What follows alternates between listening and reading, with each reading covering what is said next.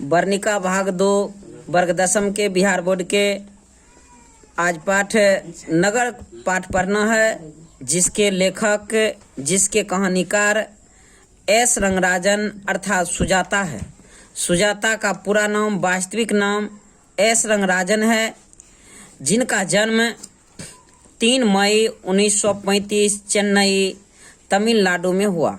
तमिलनाडु के चेन्नई में इनका जन्म हुआ। अपनी रचना शैली एवं विषय वस्तु के द्वारा इन्होंने तमिल कहानी में उल्लेखनीय बदलाव लाए। इनकी रचनाएं खूब लोकप्रिय हुई। इन्होंने कुछ अभिनय नाटक भी लिखे। इनके कुछ उपन्यास पर चलचित्र भी बन चुके हैं, यानी फिल्म भी बन चुके हैं इसके कुछ उपन्यास पर। इनकी 25 से अधिक कृतियां प्रकाशित हो चुकी है। 25 से अधिक किताब इनका छप चुके हैं, प्रकाशित हो चुके हैं, जिनमें केरेयेल्लान, सेनबक्कप्पू, कनवुत, तोलिरेसाल आदि उपन्यास काफ़ी चर्चित और सम्मानित हुए हैं। यह कहानी आधुनिक तमिल कहानियाँ, किताब का नाम है आधुनिक तमिल कहानियाँ, नेशनल बुक ट्रस्ट इंडिया से यहाँ संभार संकलित है। इस कहानी के हिंदी अनुवादक के जमुना है। हिंदी अनुवाद इनका के जमुना के द्वारा किया गया और यह पाठ सुजाता के द्वारा लिखा गया है। तमिलनाडु का है, तमिल भाषा में लिखा गया है। और यह किस किताब से लिया गया है? तो आधुनिक तमिल कहानियाँ पुस्तक से लिया गया है। इस पाठ में कहानी पपाती की है, जो 12 वर्ष की लड़की है, 12-13 वर्ष की, जिसको कि मेनिंजाइटिस रोग हो जाता है। साधारण से अस्पताल में जाता है तो वहाँ से बड़े अस्पताल में, नगर के अस्पताल में उसको रिफ़र करता है। फिर वहाँ जाने के बाद वह घूसखोरी जो चलती है, इसकी दर्दनाक कहानी। गरीबों के वहाँ अनदेखा किया जाता है, बिना पैसा वाले के अनदेखा किया जाता है। घूसखोरी जो होती है, इसका वहाँ पर वर्चस्व दिखाया जा रहा है नगर के अस्पताल में। तो कह रहा है काल्डवेल के तुलनात्मक व्याकरण में लिखा है, व्याकरणकार थे काल्डवेल। कह रहा है इनके तुलनात्मक व्याकरण में लिखा है कि मदुरै पांड्य लोगों की दूसरी राजधानी थी। मदुरै जो है पांड्य लोगों की, पांड्य राजवंश था, जिसकी दूसरी राजधानी मदुरै थी। हमारे देश में प्राचीन मानचित्र में मथुरा नाम से उल्लेखित अंग्रेजों द्वारा मदुरा और यूनानियों द्वारा उसे मेदोरा कहे जाने वाला नगर तमिल लोगों का मदुरै ही है। करा वह नगर तमिल का मदुरै ही नगर है, जो कि यूनान के द्वारा मोदेरा कहा जाता था और प्राचीन मानचित्र में इसको मथुरा कहा जाता था। अंग्रेज द्वारा इसको मदुरा कहा जाता था। दीवारों पर मोटे अक्षर में छपे विविध वस्तुओं का विज्ञापन करने वाला तरह तरह के पोस्टर लगे हुए थे। निजाम, लेडी तंबाकू के ब्रांड, ब्रेसियर्स, सावधान, क्रांति की आग भड़क रही है, खास सभाएं, हाजी मूसी की कपड़ों की दुकान, कपड़ों का सागर, 30/9/1973 को 30/9/73 को नास्तिक लोग आग की हांडियां लेकर चलेंगे। मदुरै नगर में एक साधारण दिन है। हमेशा की तरह सड़कों पर, नालों के सामने मनुष्यों के बदले घरे लाइन बनाकर खड़े थे। छोटे बच्चे टिटनेस जैसे भयानक रोग की चिंता किए बिना मिट्टी में खेल रहे थे। मिट्टी में खेलने से टिटनेस रोग हो सकता है, इसकी चिंता नहीं थी। छोटे बच्चों को वहाँ पर मिट्टी में खेल रही थी। पांडियन परिवहन निगम की सब बसें सर्वत्र स्वदेशी के भावना से युक्त डीजल का धुआं फैला रही थी। कलफ लगी निकर कमीज पहने, प्रोटीन की कमी से पीड़ित से पुलिस वाले इधर उधर आने जाने वालों वाहनों और मनुष्य की गति का नियंत्रण कर रहे थे। पुलिस वाले ऐसा लग रहा था मानो वे ब्राउनीय गति सिद्धांत का पालन कर रहा है। करा खादीधारी लोगों का एक जुलूस जो अन्य न ज्यादा बड़ा था और न लंबा, महंगाई के लिए सरकार को कोसता हुआ सड़क की बाईं ओर मानो रेंग रहा था। चप्पल रहित गंवार लोगों की भीड़ मीनाक्षी मंदिर के अस्तबद से खड़े अनेक गोपुरम, सूखी हुई बेगे नदी का पुल, यही है मदुरै। गोपुरम कहा जाता है दक्षिण भारत में, अर्थात मंदिर के द्वार को, प्रवेश द्वार को गोपुरम कहा जाता है। यह खड़ा वहाँ पर है। हमारी कहानी एक ऐसी लड़की से संबंधित है जो आज ही इस नगर में आई है और बल्ली अमाल अपनी लड़की पपाती के साथ मदुरै स्थित बड़े अस्पताल में के बहिरंग रोगी विभाग के बाहर बरामदे में बैठी प्रतीक्षा कर रही थी। कौन? बल्ली अमाल। टिक लगेगा। बल्ली अमाल अपनी लड़की पपाती के साथ मदुरै स्थित बड़े अस्पताल के बहिरंगी रोगी विभाग के बरामदे पर वह बैठकर प्रतीक्षा कर रहे थे, इंतजार कर रहे थे कि मेरा कब नंबर आएगा, कब इलाज होगा। पहले दिन पपाती को बुखार था। उसे गांव के प्राइमरी हेल्थ सेंटर ले जाने पर वहां के डॉक्टर ने उन्हें डरा दिया और वे बोले, सुबह की पहली बस से लेकर झटपट बड़े अस्पताल पहुंच जाओ। कौन कहा? प्राइमरी हॉस्पिटल का जो था प्राथमिक चिकित्सा केंद्र पर, उसको बोला तेजी से इसको जल्दी सदर हॉस्पिटल ले जाओ, बड़ा हॉस्पिटल, तब ये बच पाएगा। पपाती स्ट्रेचर पर लेटी हुई थी। वह डॉक्टर्स उसे घेरे हुए थे। करा 6 डॉक्टर उसे घेरे हुए थे। कहाँ? प्राइमरी हॉस्पिटल में। पपाती लगभग 12 साल की थी। उनकी नाक दोनों ओर से छिदी हुई थी। नथिया पिन्हले। नाक की लौंगों में जरे मामूली नगीने अस्पताल की रोशनी में चमक रही थी। मामूली सी नगीना था नाक में, वह चमक रही थी। माथे पर विभूति का आरा तिलक रहा था। माथे पर जो विभूति का आरा तिलक लगा था। छाती तक चादर ओढ़ाई हुई थी। बेड पर सोई है। उसमें से बाहर निकले उसके हाथ दुबले पतले से लग रहे थे। बाहर जो हाथ निकला था वो चादर से बाहर, वह दुबले पतले लग रहा था। 12 वर्ष की लड़की है। बुखार की तेजी के कारण पपाती बेहोश सी पड़ी थी। बुखार जो बहुत तेज था, पपाती बेहोश हो चुकी थी। उसका मुंह खुला हुआ था। बड़े डॉक्टर ने उसका सिर घुमा कर देखा, आंखों की पलकों को उठा कर देखा, गालों को उंगली से दबा कर देखा, खोपड़ी को उंगलियों के ठोक कर उसका परीक्षण किया। बड़े डॉक्टर विदेश से शिक्षा पाकर लौटे थे। कहाँ पर? नगर में। नगर में बड़े डॉक्टर आए थे, विदेश से शिक्षा पाकर के लौटे थे। स्नातकोत्तर कक्षाओं को पढ़ाते भी थे। वे प्रोफेसर थे। डॉक्टर के साथ साथ प्रोफेसर भी थे। उनके चारों ओर खड़े डॉक्टर उनके छात्र थे। 6 जो डॉक्टर उसको चेक कर रहा था, देख रहा था, वह 6 डॉक्टर क्या था? उसका छात्र था, स्टूडेंट था। वे बोले, एक्यूट केस ऑफ मेनिंजाइटिस, अर्थात यह केस मेनिंजाइटिस रोग का है। उसको नोटिस दिया गया। बल्ली अमाल न समझ में आने वाली उनकी बातों को सुनती हुई अत्यंत चिंतित होकर अपनी पुत्री को एकटक देख रही थी। कौन? बल्ली अमाल, उसकी माँ। उसकी माँ। चारों ओर बड़े डॉक्टर ने बारी बारी से आकर ऑप्थेल्मोस्कोप की सहायता से उस लड़की की आंखों के भीतरी भाग का परीक्षण किया। कौन? सभी डॉक्टर, चारों खड़े डॉक्टर जो था वह उसका सारा चीज देखभाल परीक्षण किया स्टेथोस्कोप से। टॉर्च से रोशनी फेंक कर यह देखा कि उसकी पुतलियां हिलती है या नहीं। फिर अपनी अपनी कॉपियां पर आवश्यकता अनुसार टिप्पणी लिख ली। क्यों? क्योंकि बड़े डॉक्टर ने बता दिया कि यह जो है मेनिंजाइटिस रोग है, इसको चेक करो। तो वह छोटे जो उसका स्टूडेंट सब जो थे डॉक्टर, छोटे छोटे डॉक्टर, उसका विद्यार्थी, वह उसका सब लक्षण लिखने लगा कि इस रोग में क्या लक्षण होता है, कैसे यह रोग होता है, क्या लक्षण होगा कि हम लोग इस रोग को पकड़ पाएंगे, और यह रोग नया रोग था। तो बड़े डॉक्टर बोले कह दीजिए कि इसे एडमिट कर ले। बड़े डॉक्टर बोल दिया कि इसको कह दो कि इसको जो है एडमिट कर लीजिए।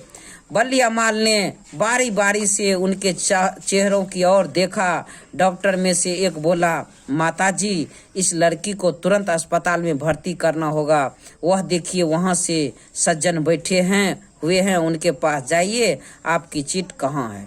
उसको चिट दिया, और जब वह उसके पास गया तो वह पूछा कि आपकी चिट व पुर्जी कहाँ है।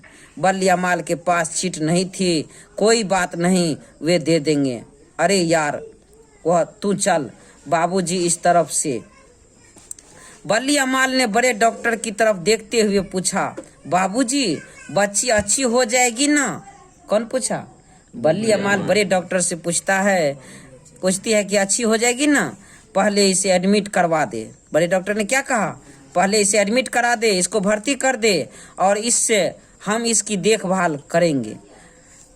तब कहता है, डॉक्टर धनशेखरन, इस केस को मैं स्वयं देखूंगा। किसको कहा?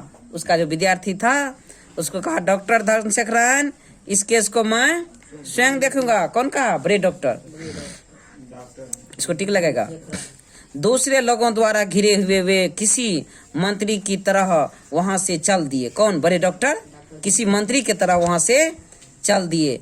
डॉक्टर धनशेखरन वहां बैठे श्रीनिवास को सारी बातें समझाकर बड़े डॉक्टर के पीछे दौड़े। यानी श्रीनिवास जो था उस हॉस्पिटल में, उसको सब बात बता दिया कि इसको डॉक्टर साहब, बड़े डॉक्टर खुद देखेंगे। कौन समझाया? धनशेखरन। और वह जो है धनशेखरन भी उसके पीछे, बड़े डॉक्टर के पीछे दौड़ पड़े। श्रीनिवास ने बल्ली अमाल की ओर देखा, कहा, माँ इधर आओ, तुम्हारा क्या नाम है? अरे ओ हरामजादे, वह रजिस्टर उठा ले दे। ये सब देखो बड़े शहर में क्या घटना घटती है। तो उसने कहा, ये बल्ली अमाल है। उसने क्या कहा अपना नाम? बल्ली अम्मा। करा पेशेंट का नाम क्या है? करा वे मर चुके हैं। श्रीनिवास ने सिर उठाकर देखा। पेशेंट यानी रोगी, किसे भर्ती करना है वह समझा। बल्ली अमाल समझा कि पेशेंट मतलब पति होता है। वो पति तो उसका मरा हुआ था। तो पेशेंट यानी रोगी किसे भर्ती करना है? मेरी बेटी को। कौन कहा? बल्ली अमाल कहा, मेरी बेटी को। करा नाम क्या है? जी बल्ली अमाल। फिर अपना नाम बताती है। क्या मजाक कर रही है? तेरी बेटी का नाम क्या है? कहता है पपाती। क्या नाम है उसकी बेटी का? पपाती। पपाती। करा, हे ईश्वर, ये ले, इस चीट को लेकर सीधे चली जा। कौन कहा? श्रीनिवास कहा बल्ली अमाल को, एक चिट लिख दिया पुरजी, कहा इस चिट लेकर के सीधे चले जाओ। वहां सीढ़ियों के ऊपर एक सज्जन कुर्सी पर बैठे मिलेंगे। वे लोगों से वेतन आदि के बारे में पूछताछ करते हैं, उन्हें यह चिट दे देना।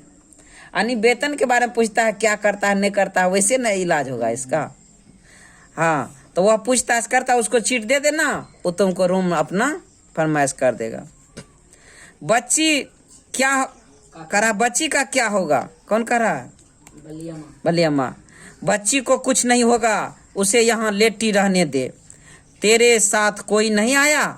तू जा। यहाँ विजय रंगम कौन है? विजय रंगम कौन है? कौन पूछा? बल्ली अमाल। बल्ली अमाल पपाती को अकेली छोड़कर नहीं जाना चाहती थी। वहाँ की लंबी कतार देखकर और वहाँ फैली एक विशेष गंध के कारण जी मचलाने लगा। उसे अपने मृत पति पर बहुत गुस्सा आया। हाँ, तो गुस्सा आएगा न कि छोड़ के चला गया, हमको सारा झेलना पड़ रहा है। वह चिट लेकर सीधे चली गई। कुर्सी खाली पड़ी थी। जहाँ पर जो चिट लिया जाता था वहाँ पर वह कुर्सी खाली है, जो वहाँ पर वेतन के बारे में पूछता था। उसकी पीठ पर धूल जमी हुई थी। पास बैठे एक व्यक्ति को उसने चिट दिखाई। उन्होंने कुछ लिखते हुए कनखियों से उस चिट की ओर देखा। माँ जी तनिक ठहरो, उन्हें आने दो, कहकर खाली कुर्सी की ओर संकेत किया। कहा वो जो बैठा वहां पर बैठेगा उसको आने दो, थोड़ा देर रुको। कौन कहा? जिससे पूछा हुआ। करा बल्ली अमाल ने मन में अपनी बेटी के पास लौट जाने की तीव्र इच्छा जागी। उस अनपढ़ स्त्री के हृदय में इस प्रश्न के ने अत्यंत विशाल रूप ले लिया कि मैं यहाँ प्रतीक्षा करूं या बच्ची के पास लौट जाऊं। यानी उसका कुर्सी पर जो बैठा था उसका प्रतीक्षा करें आने की, या कि अपने बच्ची के पास लौट जाऊं। इसके मन में ऐसा प्रश्न उठा। उसे यह पूछते हुए डर लग रहा था कि क्या उन्हें आने में बहुत देर लगेगी। वेतन के बारे में पूछताछ करने वाले ये सज्जन अपने भांजे को भर्ती करवाकर आराम से लौटे। किसको भर्ती कराकर? अपने भांजे को। पैरवी पे काम चल रहा है। आकर कुर्सी पर बैठे।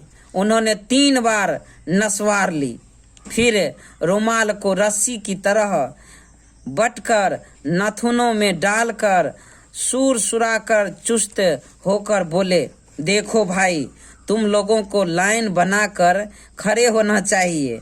फतिंगों की तरह झुंड बनाकर चले आओगे तो कैसे काम चलेगा? कौन कहा? वो जो पूछताछ कर रहा था। 3 मिनट तक इंतजार करने के बाद बल्ली अमाल के हाथ की चीट को जैसे किसी ने छीन सा लिया है वैसे उससे लिया।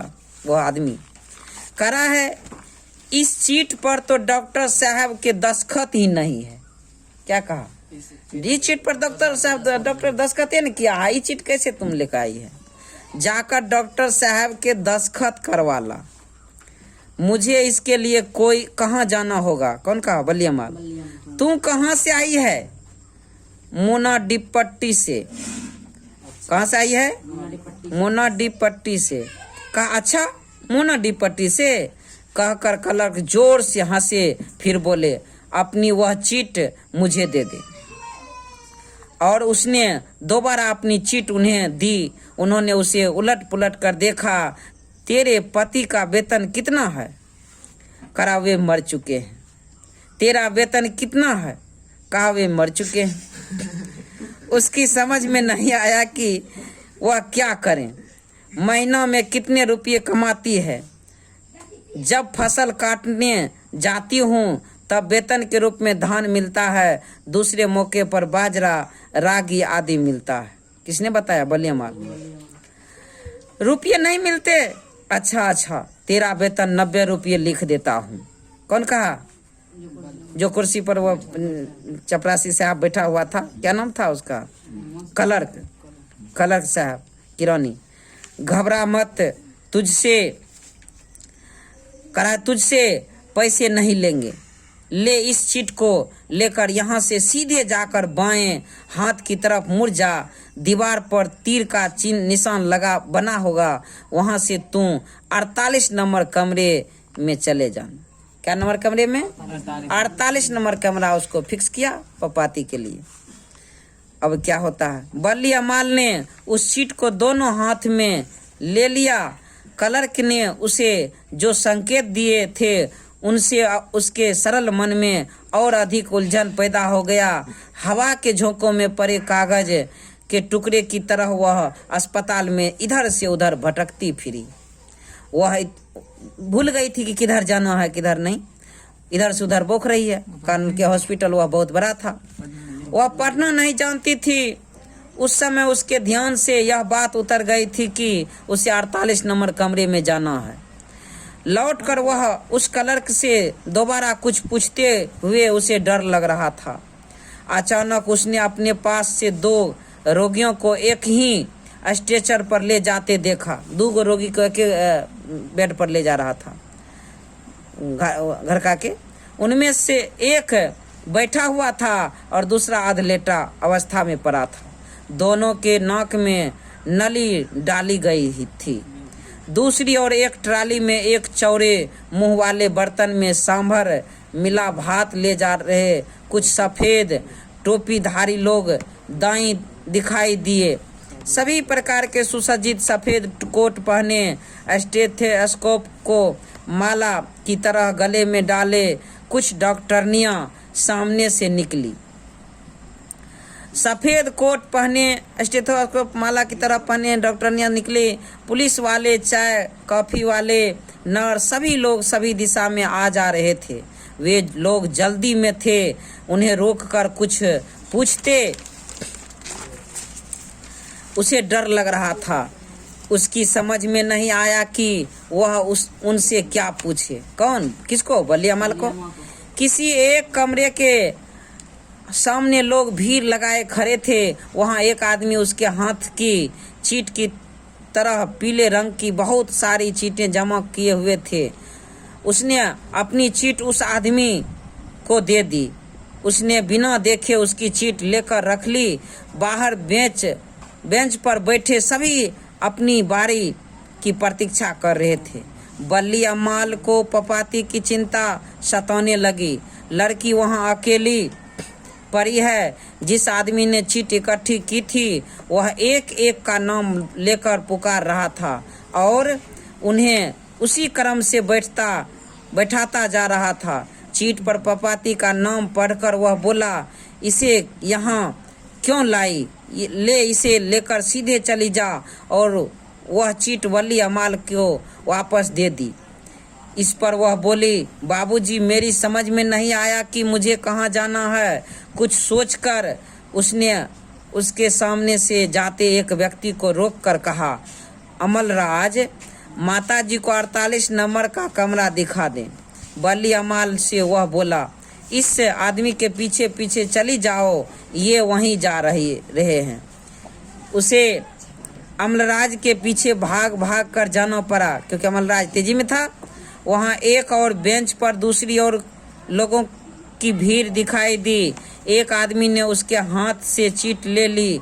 सुबह से भूखी होने के कारण और अस्पताल में फैली विशेष गंध के कारण बल्ली अम्माल का सिर चकराने लगा। सुबह से भूखी भी थी और वह अस्पताल में तो विशेष गंध रहती ही है। वह चकराने लगा दिमाग उसका।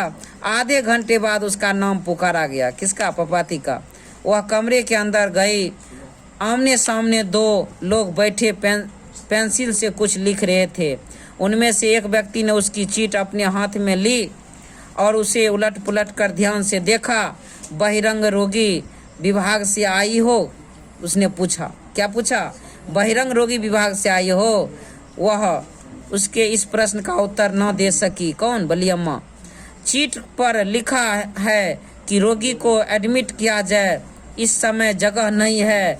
कल सुबह ठीक 7:30 बजे आना। कब कहा आने के लिए?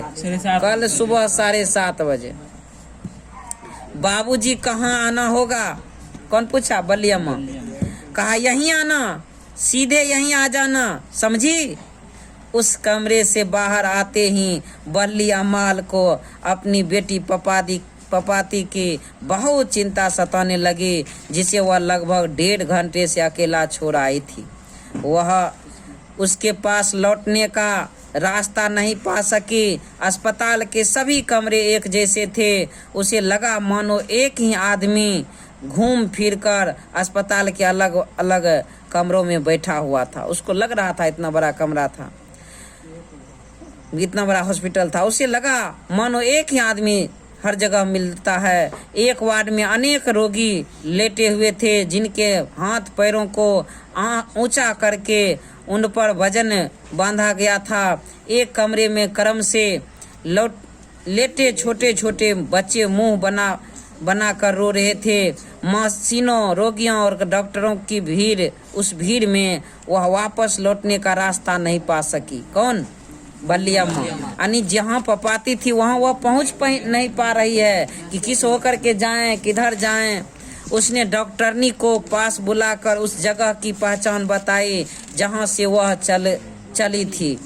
वह बोली, डॉक्टर बीबी, वहाँ बहुत से डॉक्टर लोग मिलकर बातचीत कर रहे थे। एक आदमी ने मुझसे मेरा वेतन पूछा था। उसने यह भी बताया कि मुझे इलाज के लिए पैसे नहीं देने पड़ेंगे। मैं अपनी लड़की को वहाँ छोड़ आई हूँ। डॉक्टरनी द्वारा बताए गए रास्ते से वह लौटी। कौन बताया उसको रास्ता लौटने के लिए? डॉक्टरनी। उस समय मुख्य द्वार पर ताला लगा हुआ था उसका मामूली सा डर भीषण भय की भावना में परिणति हो गया। वह रोने लगी। उसे बरामदे के बीचों बीच खड़े रोता देख एक आदमी ने उसे किनारे पर होकर रोने के लिए कहा। बरंडा पर जो रो रहा था कि एक आदमी कहा बगल होकर के रो, पीछे रास्ता पर रो रहा। ऐसा जो है हॉस्पिटल में समस्या देखो, अपने दुख से लोग कितना दुखी है, कितना दूसरों से नाराज है। कराए किनारे होकर रोने को कहा। वहां के लोगों को उसका रोना शायद वहां फैली रोगाणु नाशक दवाई की गंध के समान सहज स्वाभाविक लगा था। पपाती मैं तुझे कहाँ ढूंढूं, मैं अब कहाँ जाऊं, कहती हुई वह इधर उधर घूमती फिरी। तभी उसे एक तरफ बाहर जाने का रास्ता दिखाई दिया।